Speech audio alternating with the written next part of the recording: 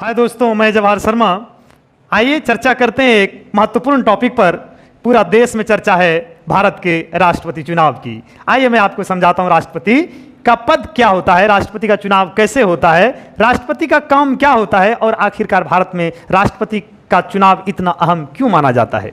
आइए सबसे पहले इन बिंदुवार अध्ययन करने से पहले आपको समझा देते हैं, बता देते हैं कि राष्ट्रपति के जो चुनाव की प्रक्रिया है वो 15 जून से शुरू हो जाती है। तो 15 जून को नामांकन करने की तिथि जो है आधिकारिक अधिसूचना निकाली गई थी। 29 जून को नामांकन दाखिल करने की अंतिम तिथि थी और 30 जून को जांच होनी थी उनका क्या क्या है, और 2 जुलाई को जो है नामांकन वापस लेने का जो है तिथि तय कर दिया गया था। अब उसके बाद जो है 18 जुलाई को जो है वोटिंग होना है और 21 जुलाई को वोटिंग की गिनती होना है और 25 जुलाई से पद पर स्थापित हो जाना है। तो आइए इन सब बातों को समझते हैं। समझने से पहले चर्चा करते हैं राष्ट्रपति चुनाव की और राष्ट्रपति की गरिमा की। राष्ट्रपति शपथ कैसे लेते हैं, राष्ट्रपति हमारे संविधान में कितना महत्व रखते हैं उनका पद, इन सब बातों को समझेंगे। आखिरकार पूरे के पूरे देश में सत्ताधारी और विपक्ष राजनीति में राष्ट्रपति को अपना बनाने के लिए जो है इतना जो है बड़ा प्रयास क्यों कर रही है, इन सब बातों को समझेंगे। आइए बिंदुवार सबसे पहले समझते हैं राष्ट्रपति का पद। राष्ट्रपति के पद की चर्चा संविधान के आर्टिकल 52 में किया गया है। याद हो जाएगा, बड़ा आसान बात है। 52 में राष्ट्रपति के पद की चर्चा किया गया है कि राष्ट्रपति का एक पद होगा और वह जो है संविधान का जो है उसमें सर्व प्रमुख शक्तिशाली के तौर पे जो है उसको पद माना जाता है, हालांकि होता नहीं है। दूसरा है आर्टिकल 23 जिसमें वर्णन किया गया है कार्य एवं शक्तियां। तो क्या होता है इनका कार्य और क्या होता है इनकी शक्तियां, आइए इनको समझते हैं। राष्ट्रपति का सबसे पहला यदि काम समझे नियुक्ति संबंधी काम, तो नियुक्ति संबंधी में राष्ट्रपति जो है, राष्ट्रपति जो चुनाव होता है लोकसभा के चुनाव में जीते गए जो सर्वाधिक सांसद होते हैं उनके पार्टी को राष्ट्रपति यह प्रस्ताव देते हैं कि आइए आप सरकार बनाइए, और उस सरकार में चुने हुए नेताओं को वो प्रधानमंत्री के पद पर जो है उसको नियुक्त करते हैं। पहला काम कि राष्ट्रपति प्रधानमंत्री की नियुक्ति करता है। दूसरा, प्रधानमंत्री के मंत्रणानुसार बनाए गए मंत्रिपरिषद की भी सदस्यों की नियुक्ति राष्ट्रपति ही करते हैं। हालांकि प्रधानमंत्री यह तय कर देते हैं पहले कि किनको किनको इसमें चुनना है। तीसरा, कैग का भी सदस्यों का चुनाव राष्ट्रपति करते हैं। चौथा, जज, सुप्रीम कोर्ट हो या हाई कोर्ट हो, इन दोनों जजों की नियुक्ति राष्ट्रपति के द्वारा ही किया जाता है। अगला है महान्यायवादी के सदस्यों, भारत के महान्यायवादी के सदस्यों की नियुक्ति भी राष्ट्रपति ही करता है। भारत में जितने भी राज्यपाल होते हैं, प्रत्येक राज्य में एक एक राज्यपाल होते हैं, उन राज्यपालों की नियुक्ति भी राष्ट्रपति ही करते हैं। मुख्य चुनाव आयुक्त एवं अन्य चुनाव आयुक्त की नियुक्ति भी राष्ट्रपति ही करते हैं। यूपीएससी के अध्यक्ष एवं अन्य सदस्य की नियुक्ति भी राष्ट्रपति के द्वारा ही किया जाता है।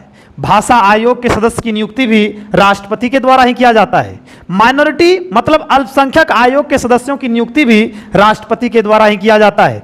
वित्त आयोग के सदस्यों की नियुक्ति भी राष्ट्रपति के द्वारा ही किया जाता है। भारत के राजदूत जो विदेशों में होते हैं उनकी नियुक्ति भी राष्ट्रपति के द्वारा ही किया जाता है। तो इन बातों से आपको समझ में आ गया होगा कि भारत में जो सर्वाधिक जो महत्वपूर्ण संवैधानिक पद है उन सब पदों पर नियुक्ति करने में राष्ट्रपति का बहुत बड़ा रोल होता है, योगदान होता है।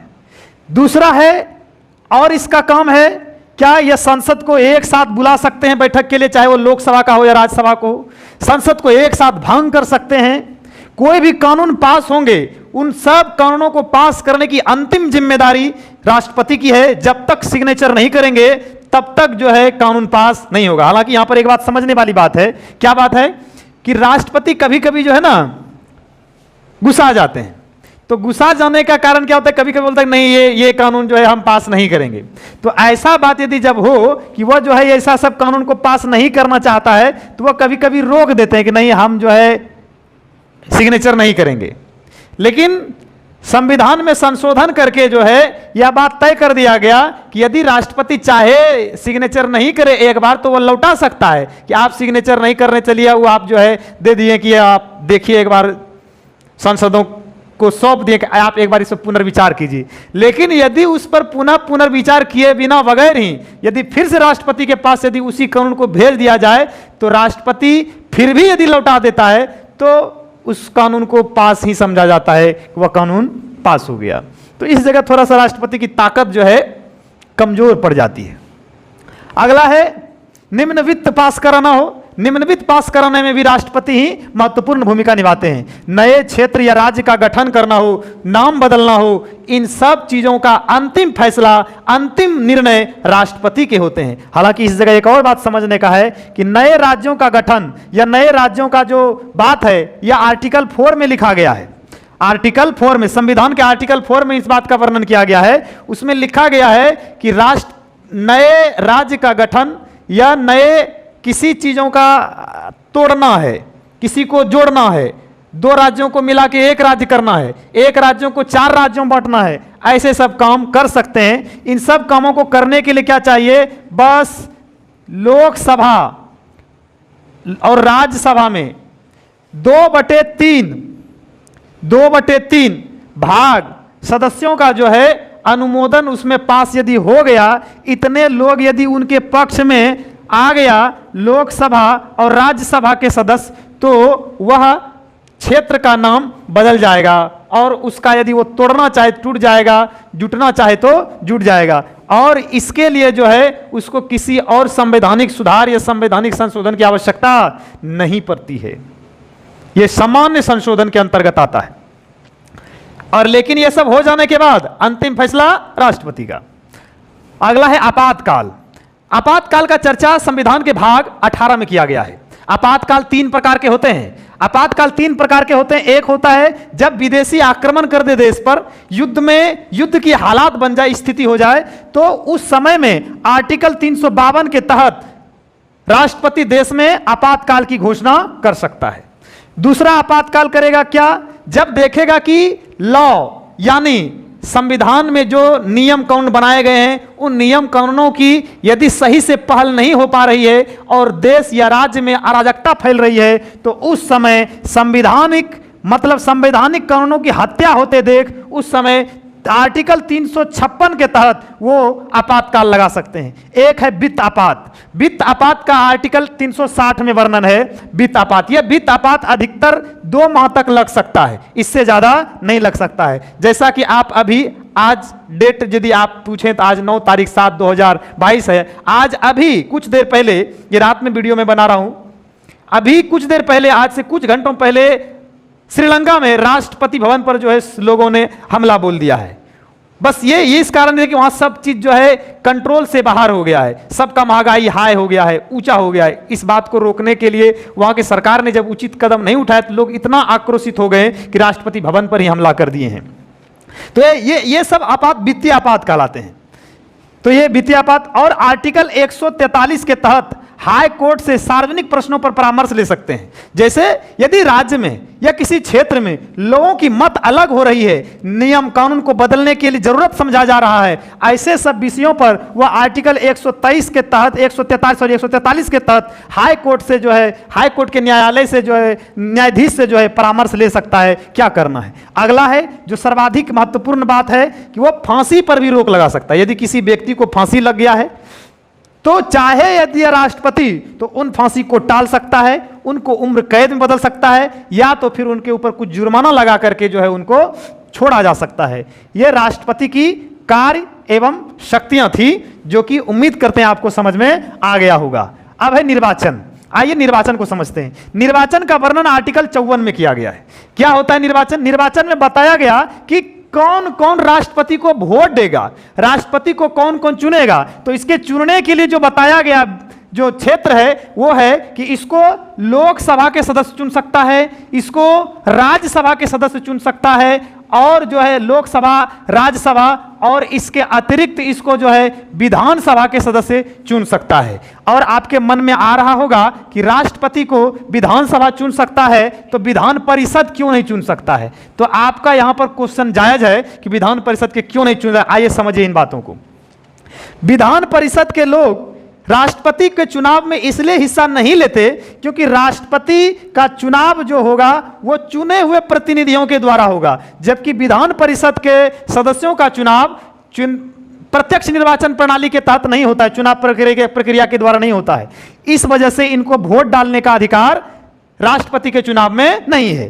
तो आपके मन में अब आज सवाल उठता होगा कि राज्यसभा के भी तो सदस्यों का चुनाव नहीं होता है, तो इनको राष्ट्रपति के चुनाव में वोट डालने का क्यों अधिकार है?